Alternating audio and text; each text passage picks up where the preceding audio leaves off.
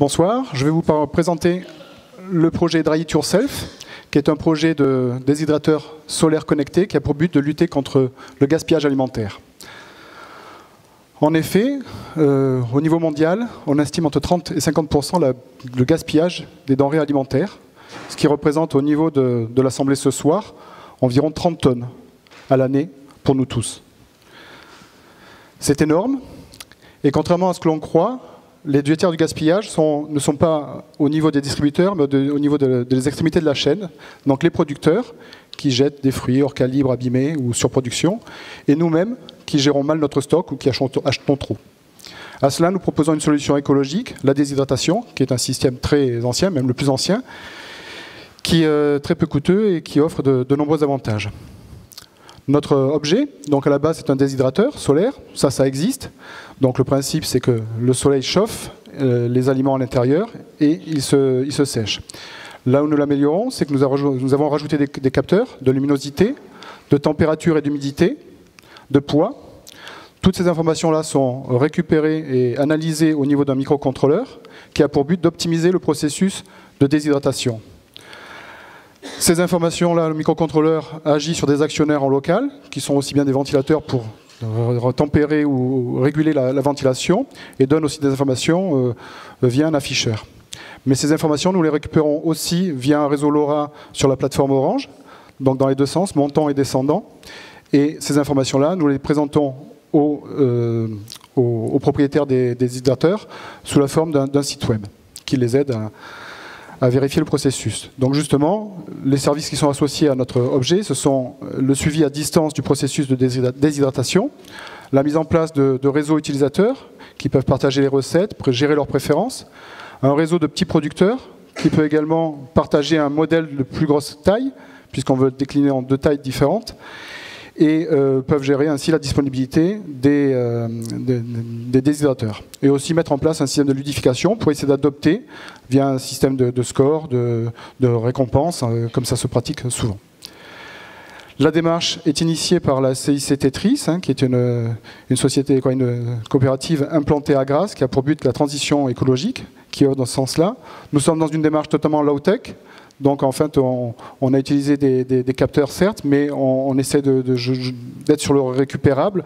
Donc on récupère des ventilateurs de PC, et être économique, maintenable, réparable. Et notre démarche est aussi dans l'open source, puisqu'on partagera les plans et le code de notre objet pour que le maximum de personnes puissent l'utiliser. Donc si ce projet vous intéresse, on compte le développer, donc n'hésitez pas à nous suivre et à nous soutenir. Je vous remercie. Moi j'avais une question. En fait, c'est qui l'équipe? C'est qui l'équipe? Bah oui, on a entendu une personne, mais on ne sait pas ce que fait chacun. Ça m'intéresse. On se présente alors. Moi c'est Gilles. Je suis plutôt sur la partie web en bout de chaîne et traitement des données. Gaspard, je suis animateur low-tech au Fab Lab de la SCIC Tetris à Grasse. Donc j'ai bossé plus sur la partie hardware de la structure. Donc moi c'est Christophe, je suis ingénieur en informatique et plutôt orienté sur ce qui est développement bas niveau, et je me suis occupé de toute la partie électronique et développement.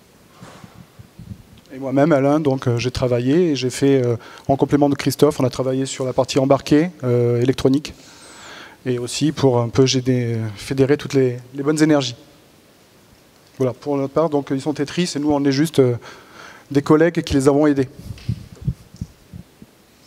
Ok, moi j'ai une question. On vous en commande 2000, vous allez les produire où et comment? C'est pas en production, c'est un démonstrateur pour l'instant. C'était notre premier prototype. On a vu plein de difficultés, on a appris plein de choses en le construisant. Et avant de pouvoir en produire 2000 ou 1000, je ne sais plus combien vous avez dit, il va falloir qu'on fasse un deuxième prototype, je pense, pour l'améliorer. Et qu'on rentre dans un processus où on optimise le design, l'usage, etc. Donc on est pour l'instant sur un mode de prototype démonstrateur plutôt. Vous parliez de gaspillage alimentaire, donc un marché essentiellement B2C, consommateurs comme nous. Mais est-ce que vous envisagez aussi des professionnels qui sont dans les épices, par exemple? Alors en fait, oui, on a même eu des contacts avec des agriculteurs qui sont assez intéressés pour utiliser, enfin qui l'utilisent déjà en fait le processus de déshydratation pour tous leurs invendables, tout hors ski, hors calibre et tout ça. Il y a certains agriculteurs qui sèchent. Donc on a des contacts plutôt même du côté du B2B que du B2C. Ouais. Il faudra un gros modèle. Oui, là c'est vraiment le premier démonstrateur avec, voilà, on apprend à utiliser et à maîtriser la jonction du low-tech et du high-tech. Voilà. Et vous avez une idée du prix auquel vous vendriez un appareil comme celui-ci?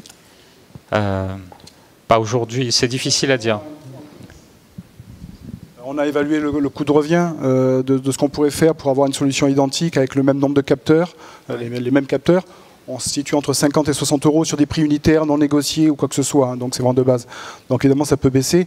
Après, si on passe sur un système différent, on a déjà réfléchi à un gros système. Je parlais des petits producteurs qui partageraient. Évidemment, ce volume-là ne leur conviendrait pas. Donc, il faudrait mettre des choses différentes, peser clayette par clayette pour qu'ils aient quelque chose de plus fin. Donc, évidemment, le coût serait plus important, mais partagé par plusieurs, il serait raisonnable. Donc là, on a des idées, mais il faut les mettre en pratique. Moi, je pensais plutôt à des gens qui vont les acheter très cher. Par exemple, des producteurs de safran ou de peau de tomate. La peau de tomate, ça se vend 2500 € le kilo quand elle est séchée. Il y a beaucoup de choses, les fruits secs se vendent très cher, effectivement. Donc, pour les petits producteurs, effectivement, il y a un gros intérêt à éviter de jeter des pommes, des abricots et de les sécher, prendre un petit peu de temps de manipulation pour les mettre en place, pour y faire enlever le mauvais, évidemment, ou ce qui n'est pas beau, et le mettre à sécher. Mais effectivement, le rapport est intéressant. Vous l'avez testé, le prototype ? On l'a mis au soleil. Alors on l'a fini dans le rush. Il faut reconnaître, on l'a fini dans le rush. Mais on l'a mis au soleil une fois aujourd'hui. Et on a vu la température augmenter, l'hygrométrie à l'intérieur baisser. Mais on n'a rien fait sécher dedans pour l'instant. À 2 jours près, on y arrivait, mais ça a été trop juste pour le terminer, pour le trophée. Voilà. Solution avec panneau photovoltaïque envisagée ou pas ? Tout à fait. Là, pour l'instant, on utilise le solaire seulement pour récupérer la chaleur. Mais évidemment, l'objectif serait de se passer de l'alimentation pour faire tourner nos capteurs et les ventilateurs. On a même envisagé de la motorisation pour se tourner vers le soleil, pour optimiser. Même ne faire tourner que la partie capteur, évidemment, pour pas faire. Si on a un objet qui fait 3 tonnes, évidemment, on ne va pas le déplacer, ça perdrait trop d'énergie. On a beaucoup d'idées, mais il faut continuer.